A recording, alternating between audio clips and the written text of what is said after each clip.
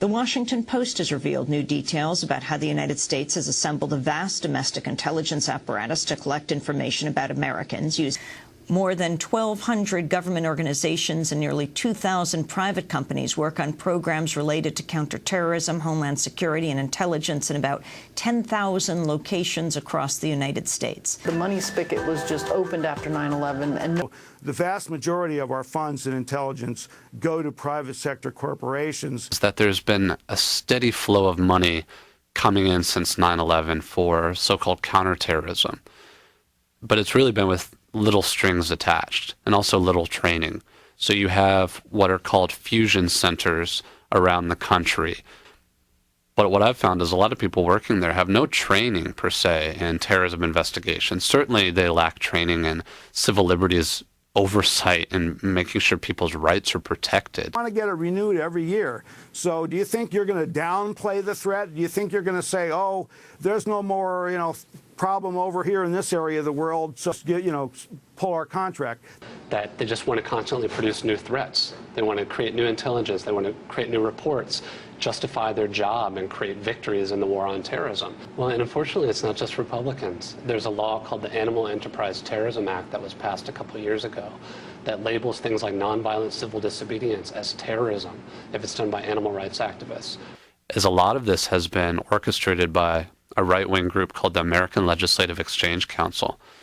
The corporations who paid to be members are actually drafting legislation. And one of those bills is a model eco-terrorism law.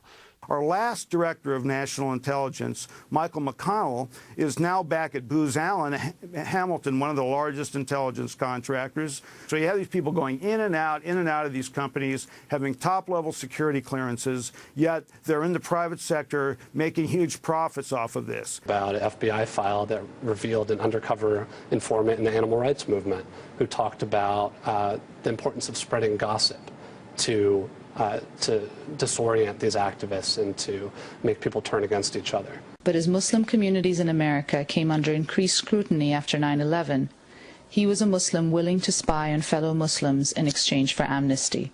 When you're dealing with informants, you're dealing with people who have been convicted of or threatened with conviction, and there is everything in their interest to make sure that they do what the FBI wants. And a former street agent, Weddick says the line between uncovering terrorist plots and creating them has become increasingly blurry. 90% of the cases that you see that have occurred in the last 10 years are garbage.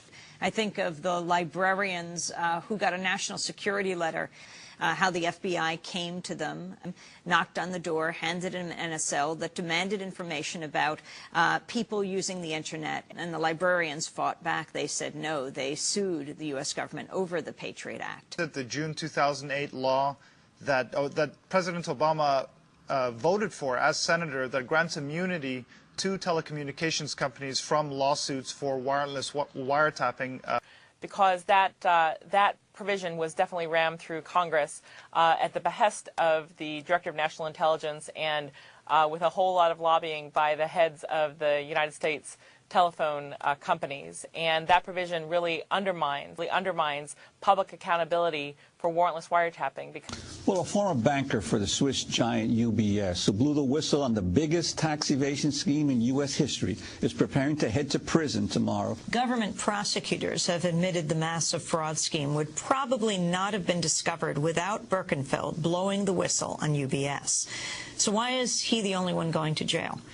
14,000 multimillionaires and we know billionaires had illegal accounts for years. They hold positions of authority in the United States, and the Justice Department has essentially given cover to every single one of them. And Birkenfeld explained how you could catch them. They're putting them in jail because it will set the cause of whistleblowing back.